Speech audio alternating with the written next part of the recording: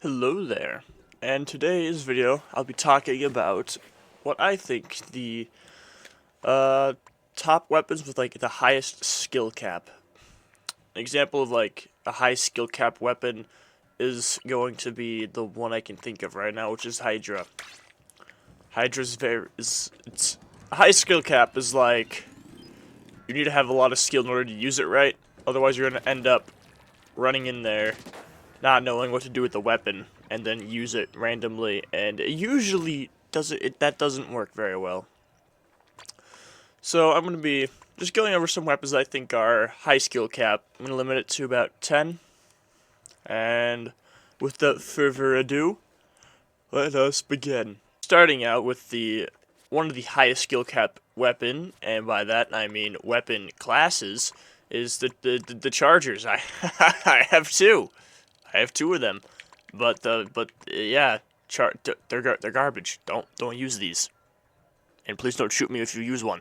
Otherwise, yeah, they're hard to aim. You have to wait a long time, and then you just shoot stuff, and if you miss, you're done for because you're fighting a splash-o-matic that is already in your face, and you missed your shot, and I don't know why you'd pain yourself and use a charger. But if you do like charger class, yeah, good for you. You've mastered what? No, I don't like it. It's a pencil, and also a fire hose, even though that's not what this is. Anyway, next, I don't actually own what I want to do, so we're gonna go visit Donnie. To the tent umbrella. The tent umbrella. I hate this. I mean, it's amazing. It's hard to use. I mean, it can be devastating if used properly. The only reason that this one I think is hard to use is because of the slow fire rate, and the damage isn't enough to cope with it. Like, I get if you're up to someone, you shotgun blast them, they die. But if it's like this here, that is 17 damage.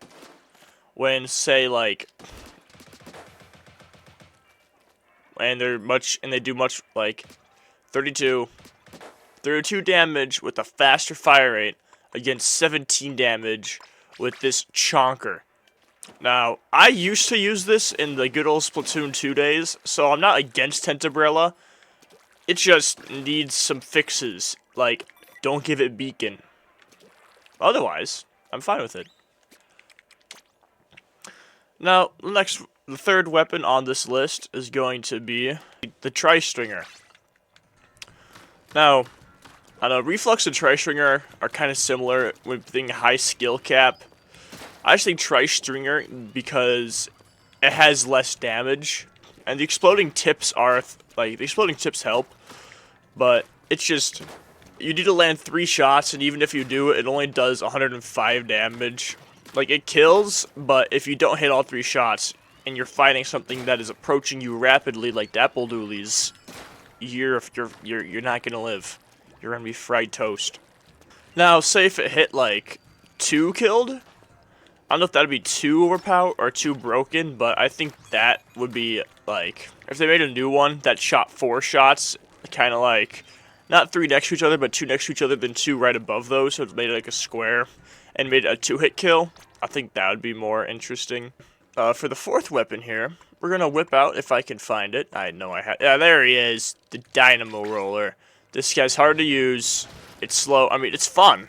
You can just like, it's fun. I'm not saying it's not, it's not fun to use, but it's certainly painful, especially since you don't get a bomb to help compensate.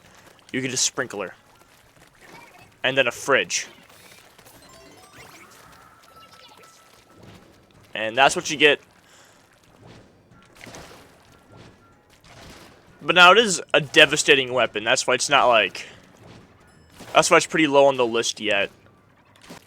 It's more or less just hard to use for like people who are used to shooters or rollers or fast weapons. Which is going to be most people starting this game out. So that's why most of the classes or weapons that are high skill cap are slow. Because while they are rewarding when you hit, they're slow, which means if you don't hit, if you don't have like the skill to hit first mark, whoever's chasing you has now caught up to you, and you are now dead. The next high skill cap weapon is you probably guessed it a while ago when I said slow weapons, but it's the ranged blaster. Unlike the other blasters, it's slow. Very, very slow. And also, yeah. There we go, got it. Now if you have intensify action, you can do jump shots a lot easier. And unless you're playing like tower control, this weapon is very impractical. I'm not saying it's useless, because it's rewarding with slow fire rate. So as long as you hit your shots, it's pretty fun to use and it's a good weapon. But if you don't hit your shots, you're not gonna have a good time with it. Anyway, for number 5, Big Swig Roller. Yeah. Now, someone might be confused and be like, isn't the Big Swig Roller a faster Daimo? No.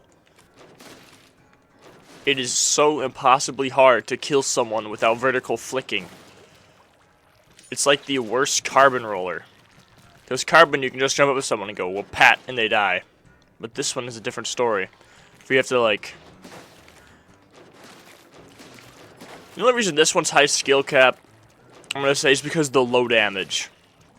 Like, Daimo can kill in 1 to 2 shots. This one takes at least 2.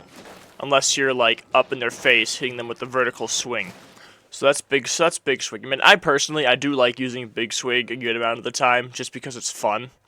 But, like, if you're not playing with friends or anyone you can coordinate with, it's way more of a support type of weapon, because it does, like, little damage, but it has ink vac and wall, which I feel is more support. So, if you have an offensive player playing and you are the Big Swig, then that could work out. But if not, I wouldn't use it.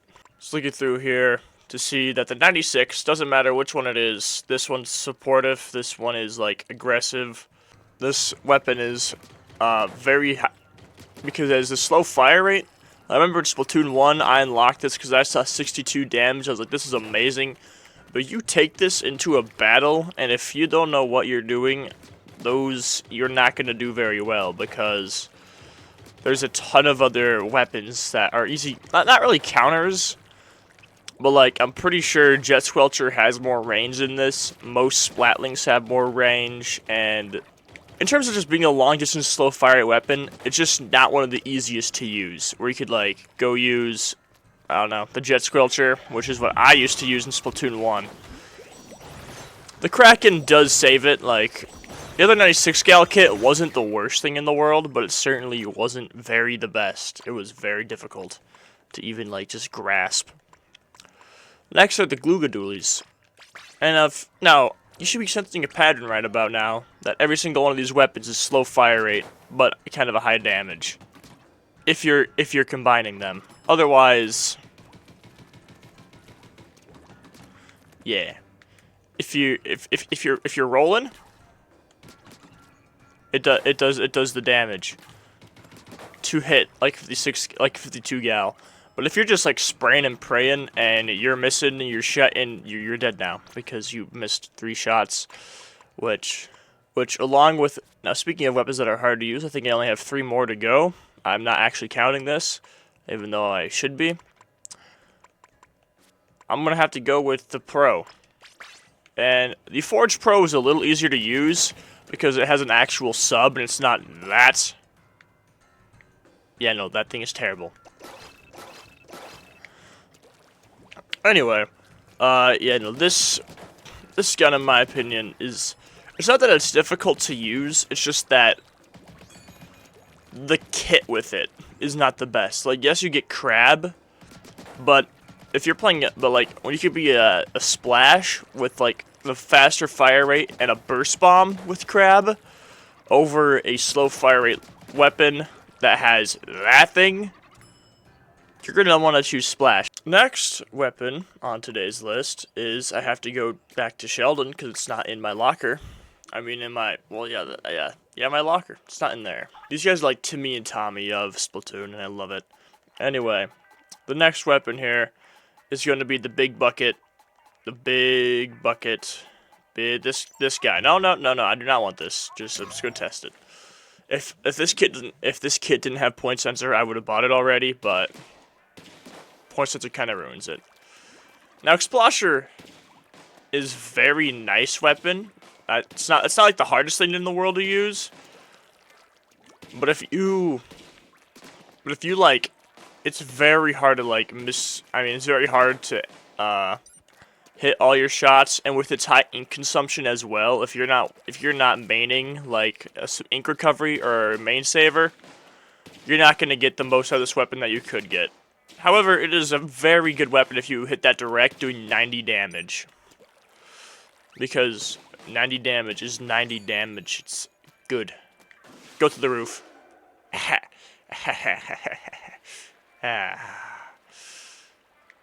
Anyway, the last weapon on today's list is going to go...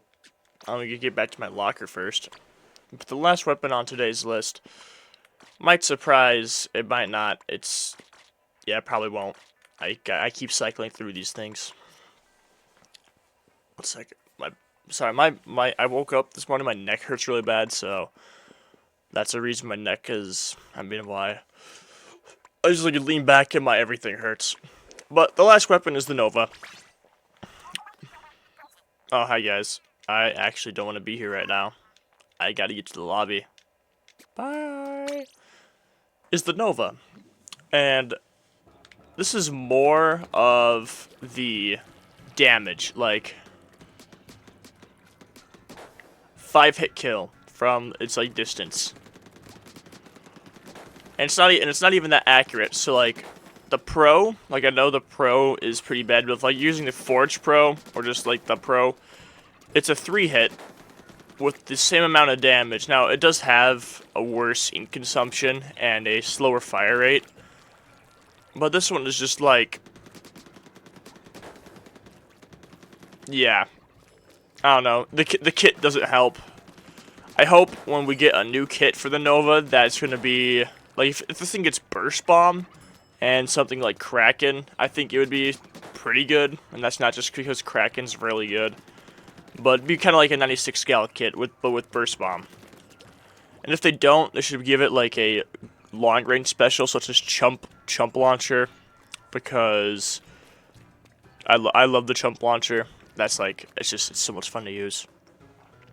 But yeah, so that's my little list of the weapons that are hard to use. And you guys can just tell me what you think of it. Like and subscribe for more Splatoon content, and I will see you in the next one.